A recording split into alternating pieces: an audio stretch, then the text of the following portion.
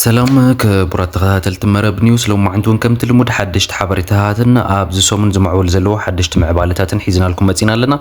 نمكهتالكم نعدمنا كاندر استاتهم كزخاخركم كاب تግራይ ኮብሊሎም ኣብ አዲስ አበባ ዝርከቡ ነበር ላዕለዎት አመራርሓ ትግራይ ኣብ አዲስ አበባ ኮይኖም ዘጣየሽዎ ቤት ምኽርን ተተካ መሪሕነት ትግራይ እዩ ክብሉ ዝገለጽዎን ካውንስል ብዝተፈላለዩ ደለይቲ ለውጥን መናእስያትን ከምኡ ድማ በቶም ኣብ ዓፋር ሸፊቶም ዘለዉ ዕጡቃትን ተቃውሞታት ከም ዝተላዕለን በዚ መሰረት ድማ እቶም ደለይቲ ለውጢ ኢና ባህልቲ ዝመስረትዎ ቤት ምኽሪ ኣብ ዓብይ ጥርጣረን ዘይምትእምማን ከም ዘእተዎም ዝበፅሐና ሓበሬታ ቃሊዕሎ እዚ ብዝርዝር ክንሪኦ ኢና ወጻእ ጉዳይ አሜሪካ ነቲ ኣብ ሰሜናዊ ክፋል ኢትዮጵያ ዘመዕብል ዘሎ ፖለቲካዊ መስሓሓብ ብሰላማዊ መንገዲ ንክፍታሕን ሰላማዊ ልዝብ ንምክያድን ዓሊሙ ሓድሽ ምንቅስቃስ ይገብር ከም ዘሎ ዝበፅሐና ዘሎ ሓበሬታ ኣመላኺተሎ እዚ እውን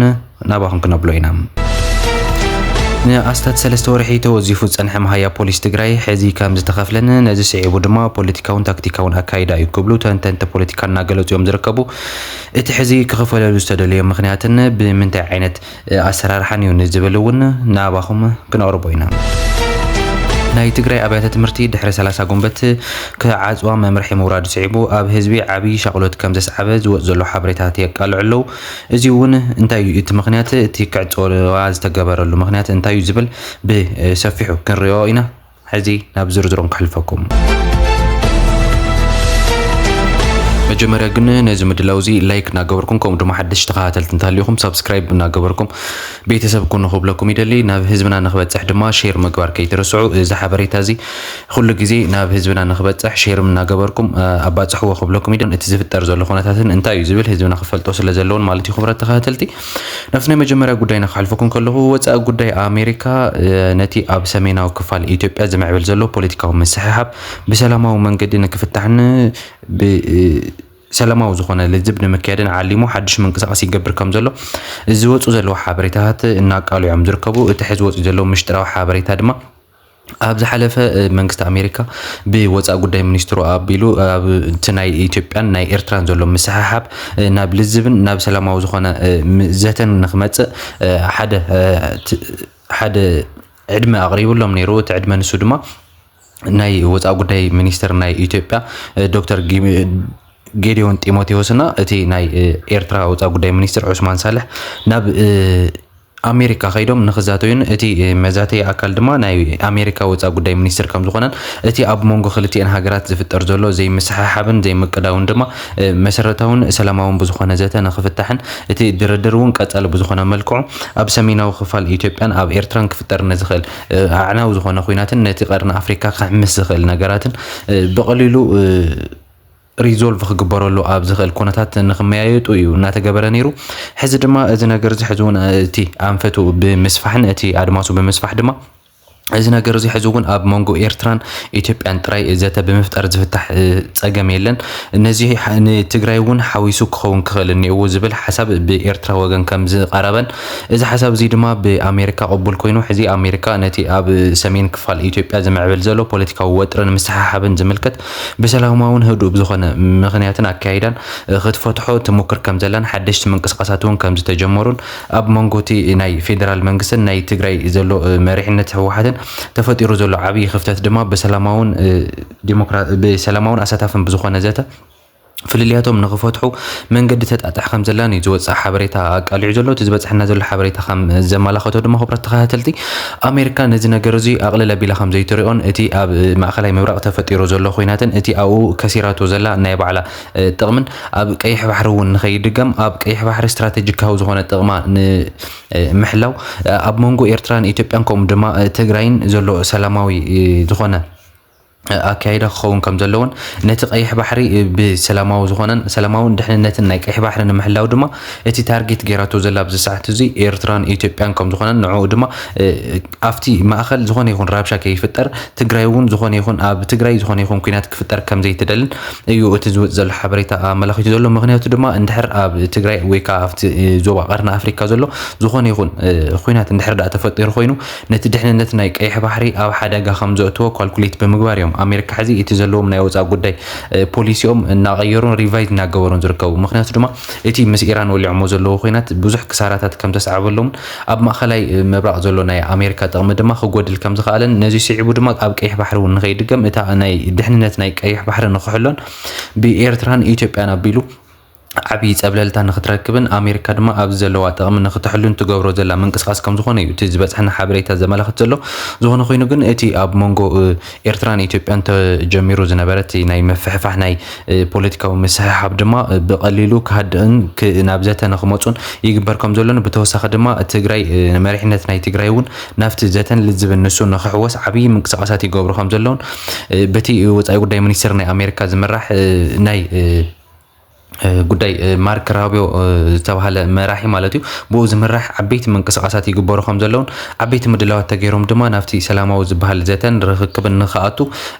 ዝወፁ ዘለዉ ሓበሬታታት እዮም ኣቃሊዖም ዘለዉ ማለት እዩ ክብረት ተኸተልቲ እዚ ዓብይ ተስፋ ዝህብ እዩ ኣብ መንጎ ትግራይን ኢትዮጵያን ኤርትራን ዘሎ ሰላም እቲ ሓቃዊ ዝኾነ ዘተ ተኻይዱ እቲ ፖለቲካውን ተስተኻኺሉ እቶም ናይ ኣብ ኩሉ ዘለዉ መራሕትታት ተራኺቦም ነንባዕሎም እቲ ኣብ መንጎም ዘሎ ሽግር ፈቲሖም ናብ ሰላማዊ ዝርርብ ዝመፅሉ መንገዲ እንድሕር ተጣጢሑ ኮይኑ ከም ማንም ግዜ ንላዕሊ ተጠቃሚ ክኸውን ዝኽእል ሕዚ እውን ትግራይን ህዝቢ ትግራይን እዩ ምክንያቱ ድማ እቲ ኣብ ሰሜን ዝምዕብል ዘሎ ዓብይ ወጥሪ ንህዝቢ ትግራይ ሕዚ እውን ናብ ዳግማይ ኩናትን ናብ ዳግማይ ፅንተትን ንኸየእትዎ ንእሽተይ ተስፋ ዝህብ ነገር ኮይኑ ረኺብና ኣለና እንተኾነ ግን እዚ ተስፋ እዚ ካብ ካልእ ንፅበዮ ዘይኮነስ ካብ ትግራይ ካብ ባዕሉ ካብ ዓቕማ ካብ መሪሕነታን ትፅበዮ ተስፋ ጥራይ ክኸውን ከም ዘለዎ እዩ ሕዚ እውን ንኩሉ ህዝብና ክናገር ንደሊ ክብረት ተኸታተልቲ እዚ ቀሊል ዝኾነ ነገር ኣይኮነን ሕዚ እውን እቲ ዝኽየድ ዘሎ ኣካይዳ ብጣዕሚ ስፍሕ ዝበለ ነቲ ኣብ ቀርኒ ኣፍሪካ እንታይ ዓይነት ምዕባለይ ምዕብል ኣሎ ብዝብል እቲ ናይ ወፃኢ ጉዳይ ናይ ኣሜሪካ ሪቫይዝ እናገበረ በብመዓልቱ በብግዚኡ ኣፕዴት እናሰርሐ በብግዚኡ ድማ እቲ ናይ ፍሉይ ቀርኒ ኣፍሪካ እውን ልኡኽ ከም ስለ ዘለዎም ንሱ እውን ሪፖርት እናገበረ በብሰዓቱ እቲ ዝፍጠር ዘሎ ምዕባለታት ብዕቱብ ይከታተልዎ ከም ዘለውን እዩ እቲ ዝወፅ ዘሎ ሓበሬታ ዘመላክት ዘሎ ነዚ ስዒቡ እዩ ድማ ሕዚ ኣብ መንጎ ትግራይ ኤርትራን ኢትዮጵያን ክጅመር ተሓሲቡ ዘሎ ዘተ ሰፊሕን ኣካታትን ክኸውን ከም ዘለዎ እዩ ብኣሜሪካ ኣንፈት ተዋሂቡሉ ዘሎ ማለት እዩ ክብረት ተኸታተልቲ ናብቲ ናይ ቀፃሊ ሓበሬታና ክንሓልፍ ከለና ከዓ ካብ ትግራይ ኮብሊሎም ኣብ ኣዲስ ኣበባ ዝርከቡ ነበር ላዕለዎት ኣመራርሓ ትግራይ ኣብ ኣዲስ ኣበባ ኮይኖም ዘጣየሽዎ ቤት ምክርን ተተካእ መሪሕነት ትግራይ ክብሉ ዝገለፅዎን ካውንስል ብዝተፈላለዩ ድሌይቲ ለውጥን መናእሰይን ከምኡ ድማ በቶም ኣብ ዓፋር ሸፊቶም ዘለዉ ዕጡቃት እውን ተቃውሞታት ከም ዝተላዕለን በዚ መሰረት ድማ እቶም ድሌይቲ ለውጢ ኢና ባህልቲ ዝመስረትዎ ቤት ምክሪ ኣብ ዓብይ ጥርጣረን ዘይምትእምማንን ከም ዘእተዎም ዝበፅሐና ሓበሬታ ኣቃሊዑ ኣሎ كم زفلت أبز حلف معلتات بجنرال صادقان ጌታቸው ረዳን ዝምራሕ እቲ ናይ ኣብ አዲስ አበባ ዘሎ ናይ ተቃውምቲ ወይ ከዓ ናይ ድሌት ለውጢ ናይ ሎም ዝመስረቱ ምንቅስቃስ ሓደ ካውንስል መስሪቱ ነይሩ እቲ ካውንስል ድማ ናይ ትግራይ መሪሕነት ክኸውን ከም ዝኽእልን ቀጻሊ ድማ ኣብ ዝሓፀረ ግዜ ናብ ትግራይ ኣትዩ እቲ ኣብ ትግራይ ዘሎ መሪሕነት ተኪኡ ክቅጽልን ክመርሕን ከም ዝኾነን እዮም ተንቢዮም ነይሮም በዚ መሰረት ግን እቲ ኣብ አዲስ አበባ ተጣይሹ ዘሎ ቤት ምክሪ ካብ ዝተፈላለዩ ድሌት ለውጢና ዝብሉ መናእሰያት ይሆኑ ካልኦት ምንቅስቃሳት ከምኡውን እቶም ኣብ ዓፋር ዘለው ሓይሊ ሰላም ትግራይ ተባሂሎም ዝፅውዑ ዕጡቃት ባእቶምን ዓብይ ዝኾነ ተቃውሞታት ከም ዝበፅሑ እዩ ትዝወፅ ዘሎ ሓበሬታ ኣቃልዒ ዘሎ በዚ መሰረት ድማ እቲ ካውንስል እዚ ብኸመይ ብመን ኣብ ትሕቲ እንታይ ዓይነት ሕጋዊ ፅላል እዩ ዝጣይሽ ዝብል ሕቶ ከም ዘለዓሉን ኣባላት እቲ ካውንስል ብኸመይ ዝምረፁ ዘለው መመዘኒ ነጥብታቶም ወይ ከዓ ክራይቴሪያ እንታይ ዝመስል ዝብል እውን ሕቶ ከም ዝቀረበን እዩ ዝወፅ ዘሎ ሓበሬታ ዘመላክት ዘሎ እንሱ ጥራይ ኣይኮነን ብተወሳኺ ድማ እዚ ቤት ምክሪ እዚ ንኩሎም ናይ ለውጢ ሓይልታት ምሁራት ተጋደልትን ዝተፈላለዩ ክፍልታት ሕብረተሰብን ዘጠቃለለ ወይ ከዓ ኩሉ ዝሓቆፈ ድዩ ወይስ ንውሱናት ወገናት ጥራይ ዝውክል ዝብሉን ቀሪቡ ኣሎ ስራሕን ሓላፍነትን እዚ ካውንስል እዚ ንምንታይ እዩ ንመንከ እዩ ፀብጻብ ዘቀርብ ነዞም ሕቶታት እዚኦም ካልኦትን ብዝርዝር ክንፈልጦም ክንመያየጠሉን ክነነፅሮም ፍጹም መሰልናን ግቡእናን እዩ ክብሉ ቶም ደለይቲ ለውጥን መናእሰያትን ከምኡ ድማ ቶም ኣብ ኣሕራ መሬት ዘለው ሓይሊ ሰላም ትግራይን ዓበይቲ ሕቶታት ከም ዘልዓሉን እቲ ኣብ አዲስ አበባ መስሪቱ ዘሎ ካውንስል ዝተባሃለ መሪሕነት ክብሉ ዘጣየሽዎ ድማ ኣብ ዓብይ ስጋትን ኣብ ዓብይ ጥርጣረን ከም ዝወዓለን ከም ዝወደቀን እቶም ኣብ ዝተፈላለዩ ከባቢታት ኢትዮጵያ ዘለው ተቃወምቲ ሓይልታትን እቶም ዓበይቲ ነበር መሪሕነታት ናይ ትግራይን ከምኡ ድማ እቶም ኣብ ዓፋር ዘለው ዕጡቃት ሓይልታትን ድማ ዓብይ ዘይምትእምማንን ጥርጣረታትን ሓዲርዎም ከም ዘሎን ኣብ መንጎኦም ዘይምትእምማን ዓብይ ዘይምትእምማን ምክፍፋልን ይፍጠር ከም ዘሎን እዩ እናተነገረ ዝርከብ ነዚ ምክንያት ክንገብሮ ንኽእል ከዓ ከም ተስፋይ ንጉስ ወዲ ራያ ዝኣመሰሉ ናይቲ ሓይሊ ሰላም ትግራይ ብዓብዩ ዘንቀሳቀሱን ዝመስረቱን ሰባት ዓበይቲ ተኣማንነት ኣብቶም ዕጡቃት ከም ዘለዎምን እንተኾነ ግን እቶም ዓበይቲ መሪሕነታቶም እቶም ጀነራላት እቶም ኣዘዝቶም እቶም ኣብ ኣዲስ ኣበባ ዘለዉ እውን ኣዘዝቶምን ምስኣቶም ዓብይ ዝኾነ ዘይምቅዳውን ጥርጣረታትን ከም ዘሎ እዩ እናተነገረ ዝርከብ ነዚ ስዒቡ ድማ እቲ ኣብ ዝተፈላለዩ ካብታት ዘለው እቲ ናይ መንእሰይ ምንቅስቃስ ነዚ ነገር እዚ ማዕረክ እንደገናይ ኣካታት ከም ዝኾነን ንኩሉ ዝሓቁፍ ከም ዝኾነን እዮም ሓቶኦም ኣቅሪቦም ዘለው ምክንያቱ ድማ እቲ ኣብ ኣዲስ ኣበባ ተጣይሹ ዝተባሃለ ካውንስል በቶም ዓበይቲ ነበር መሪሕነታት ዝተጣየሸን ንዓኣቶም ስልጣን ዝህብን ከም ዝኾነ ዝገልጽ ነገራት ስለ ዘሎ ማለት እዩ ከም በዓል ጀነራል ጻድቃን ከም በዓል ጌታቸው ረዳ ኩሎም እቶም ነበር መሪሕነታት ዝነበሩ ዓበይቲ መሪሕነት ናይ ሕወሓት ዝነበሩ ንሳቶም ተመሊሶም ካልኣይ ሓላፍነት ክሕዙ የብሎምን ንኩሉ ኣካታት ክኸውን ኣለዎ ብመንእሰይ ክምራሕ ኣለዎ ክብሉ ሕቶኦም ከም ዘቕረቡን እዩ ዝነገር ዘሎ ነዚ ስዒቡ እውን እዩ ብዙሓት ዋዕላታት እናካየዱ ቀኒዮም ኣለዉ ብጀነራል ጻድቃን ዝምራሕ ስብሰባታት እውን ኣብ ኣዲስ ኣበባ እናተካየደ ቀኒዩ ኣሎ ክብራት ተኸታተልቲ ነዚ ስዒቡ እዩ ድማ ኣብዚ ሕቶታት ክለዓሉ ቀኒዮም ኣለዉ ነዚ እውን ብጥርጣረ ዓይኒ ክርእይዎ ተገዲዶም ከም ዘለዉ እዮም እናተነገረ ዝርከብ ዝበፅሐና ዘሎ ሓበሬታ እውን ዝወፁ ዘለዉ ሓበሬታት ዘመላኽትዎ ዘለዉ ነዚ ስዒቡ ጀነራል ጻድቃን ኣብ ሓደ ኣኼባ ዝተዛረበ ዘረባ ነይሩ ሓድነት የብልኩምን ኢሎምና እቶም ኤምባሲታትን ናይ ኢትዮጵያ መንግስትን ሪፖርት ነቐርብ ኢና ከምዚ ማኒፌስቶና ንገልፀሎም ኢና ንህቦም ኢና እንተኾነ ግን ንስኻትኩም ዓቕሚ የብልኩምን ሓድነት የብልኩምን ክብል ገሊጹ ኣሎ ማለት እዩ ጀነራል ጻድቃን ደገ ኤምባሲታት ንረክብ ኢና ብበዝሒ ታ ማኒፌስቶና ንነግሮም ኣዝያ ጽበት እያ እዩ ትኽእሉ ዲኹም ከምኡ ክትገብሩ ዓቕሚ ኣለኩም ዶ ይብሉና ነንባዕልኩም ሓደ ኮንኩም ዲኹም ይብሉና ነንበይንኩም እኮ ኢኹም ትዛረቡ ዘለኹም ይብሉና ናብ ማእኸላይ መንግስቲ ንኸይድ እዚኣ ክንገብር ኢና ንብል ፅብቕቲ ኢኹም ገይርዎም ይብሉና ፅቡቅ ስራሕ ይብሉና ግን ድኹማት ኢኹም ይብሉና ሓደ ይኮንኩምን ክሰርሑ ይትኽእሉን ይብሉና ፀገም ኣለኩም ይብሉና ፀገም ሓልይኹ ሒዝኩም ኣሎ ኢሎምና ሓቆም እዮም ኣብቲ ምንቅስቓስ ዘለና ሰባት መራሕቲ ኮይና ይኹን ዝኾነ ይኹን ዘለና ሰባት ድኽመት የብልና ኣይኮንኩን ዝብል ዘሎ ንቦ ምግዳድ ነቲ ኣብ ትግራይ ዘሎ ፀገም ምግዳድ እቲ ናይ ባዕልና ድኽመት እውን ሽግር ፈጢሩ እዩ ኣወዳድባና ኣሰራርሓና ኣብ ውሽጥና ዘሎ ዲስፕሊን ኣብ ውሽጥና ዘሎ ናይ ፖለቲካ ሓቱክቱክን ኣብ ማእኸልና ዘሎ ናትና ናይ ስራሕ ድኽመትን ተደሚሩ ቀሊል ዘይኮነ ናይ ሪሶርስ ፀገም እውን ኣሎ ንስዒቡ ድማ ክብረት ተኸታተልቲ እቲ ኣብ ኣዲስ ኣበባ ተጣይሹ ዘሎ ካውንስል ምንም ዓቕሚ ክህልዎ ኣይኽእልን ኢሎም ባዕሎም እውን ከም ዝገምገሙን እዩ እቲ ባዕሉ ጀነራል ጻድቃን ዝበሎ ዘረባ መደረ ኣቃልዑ ዘሎ ነዚ ስዒቡ ከዓ ካብ ዝተፈላለዩ ከባብታት ማሕበረሰብ ዘለው ተጋሩ ዓብይ ጥርጣረን ዘይምትእምማንን ኣብዚ ዓሲሉ ከም ዘሎ ዝግለጽ ዘሎ ክብረት ተኸታተልቲ ናብቲ ናይ ቀጻሊ ሓበሬታና ከሕልፈኩም ከለኹ ከዓ